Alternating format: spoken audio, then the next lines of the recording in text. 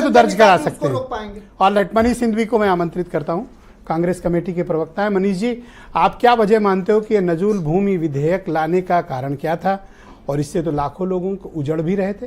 कुछ एक लोगों का हो सकता है कि जमीन का कब्जा उन्होंने किया हो, बड़ी बड़ी जमीनें हों, लेकिन उस वजह से लाखों परिवार भी तो प्रभावित हो सकते थे। तो ये बात सरकार को वक्त रहते समझ में क्यों नहीं आई और इसको जबरदस्ती पास करने की कोशिश क्यों हुई थी विधानसभा में? मैं इस बात का जवाब दो हिस्सों में दूंगा।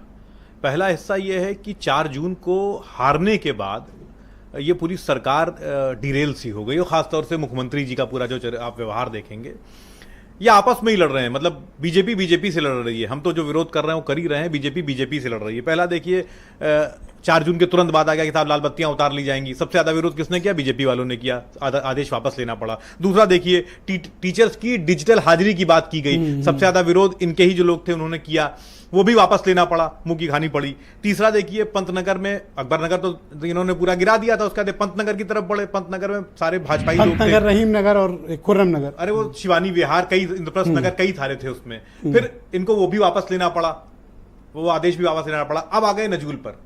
मसला क्या है? 2 महीने में 4 यूटर्न, 4 यूटर्न है, और आपस में ही सरफुटअव्वल हो रही है। सरकार संगठन, सरकार पास करती है विधानसभा में, और संगठन यानी इनके प्रदेश अध्यक्ष उसको इंटरेस्टिंग उस पर वापस करा देते हैं।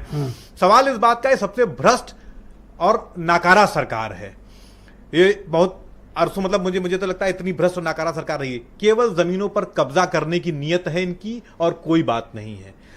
इस कानून के जरिए जमीन कब्जाना था। बिल्कुल, जो सब मैक्सिमम जमीनें जो हैं वो पुराने शहर के पुराने हिस्सों में है, और बहुत प्राइम और कीमती जमीनें हैं, उसको कब्जाने की सारी साजिश है और कुछ नहीं है।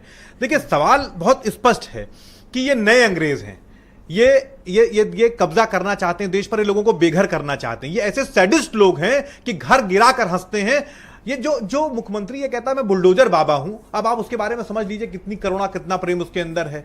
और ये कहा जाता है कि साहब ये रोहिंग्या हैं और ये बांग्लादेशी, मतलब जो अपने ही लोग, ये आधे शहर अगर आप चले जाएंगे, आप गोंडा की तरफ चले जाएं, फैजाबाद चले जाएं, इलाहाबाद चले जाएं, जो लोग रह रहे हैं वो हमारे लोग हैं जो 70 साल से उन घरों में रह रहे हैं, और आप उजाड़ने की बात कर रहे हैं। वो कहा जाता है ना, लोग अधिकांश शहरों में आपने देखोगा सिविल लाइन्स है ना।